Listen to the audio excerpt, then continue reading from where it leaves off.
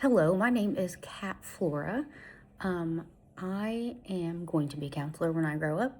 Some of my cultural identities and values, some of my life experiences that have led me down this career path is that I am a late diagnosed autistic adult.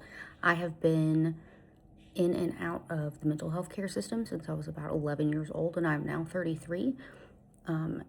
And while I have had a lot of negative experiences, the positive experiences that I have had have literally saved my life and have improved the quality of my life.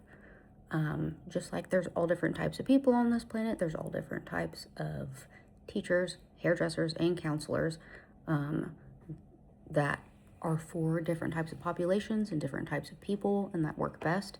Being an autistic person, many of us we're not employed. Many of us have not been able to achieve higher education, and a lot of that is because of lack of counsel from people who are like us and understand us. I feel it is a cultural competency, and I view autism as a culture, like autistic culture, because of our shared just ways of being in this world, including manners of dress, types of food preferences, body language, for our an autism accent. That's like a super interesting thing. But when I had my first counselor who was also autistic, there was so much less work that I had to do for them to get it. And I feel that that's probably pretty similar for people of other cultures, not having to explain why they are the way they are, explain why they need to do things the way they need to do them. It's easier to have someone of your same culture or with your same ability.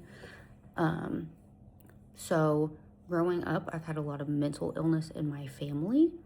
I think there's been a lot of undiagnosed autism and ADHD. The older I get, the more I'm around autistic people, the more I learn about them.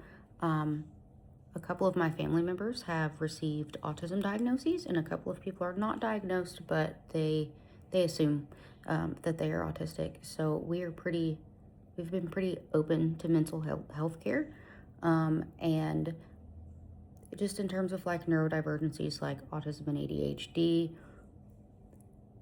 it has been a culture of my family that we're just kind of odd, that we're just kind of particular, that we have really strong passions. So there's a lot of things that I realized that I thought were family, similarities between us that were different from other people. It's actually like ADHD and autistic traits, which are, two neurodevelopmental disorders that frequently occur together. And I view counseling as an absolutely essential field because the way that our society is set up is very overwhelming. Our society has grown to the point where we're getting all this information and interacting with so many different people and things, and it's very hard when you are in it, when you're the one experiencing it, to organize that. So it's really awesome to have some outside perspective with the privacy and the HIPAA that you can have, where this is an outside source. They don't know anybody, they're only hearing your experiencing, and they're helping you organize your thoughts in a way to where you can act and think about your life in a more positive way. And that quite literally saves lives. That helps people to be more healthy, to form better relationships. And as a highly social species, it's so important for us to have that community and belongingness. So I think a whole field that really at the end of the day wants to help you have that sense of belongingness and community and have nurture your own gifts to give and share is super important, not only for individuals but for society to work well as a whole. People can change in counseling, but I think that it depends on how motivated they are to change. Like as a counselor, I can't make anybody change. I can't make anybody want to or be motivated to change. I think change is very personal to everybody.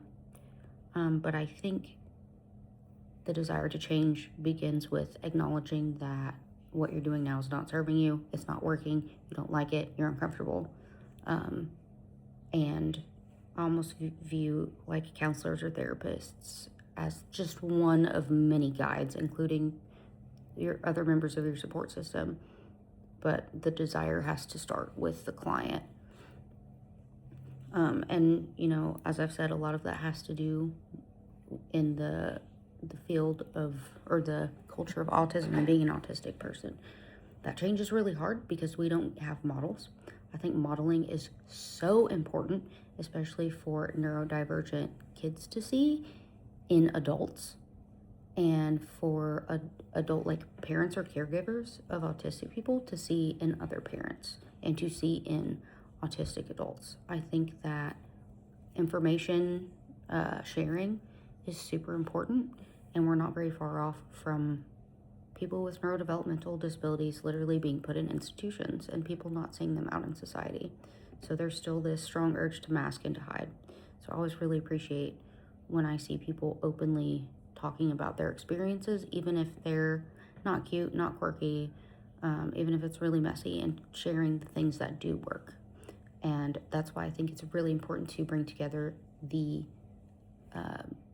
autistic adults who have communication skills and abilities, such as myself, and parents of autistic children who may not ever have those types of communication skills. We can share our experiences as adults. I can't share my experience of being autistic and having an intellectual disability, or being autistic and being nonverbal, but I can definitely share some experience or some tricks that worked for me and model behavior that helped with things related to being autistic. So that is the population I really want to help, because when I have found people in my life that are models for me, it has helped me feel less alone, like I belong, and like I'm not just scrambling for answers constantly. It makes me feel a little bit more safe. And I think just being a hairdresser for a really long time, working one-on-one with people for 13 years, that is something that will really help me with this field, but also working with the population that I belong to, I think will be super, super helpful. Those are some important skills. I think I'm pretty good at active listening. And I think that my people skills that I've developed through owning my own business and being a hairdresser will help me to do advocacy work, which I'm involved in quite a bit now. And through the program, I'm mainly focused on like laws, ethics, and just the overall structure of counseling and what the focus is. KCREP is nationwide, and they even have a worldwide standards. So I think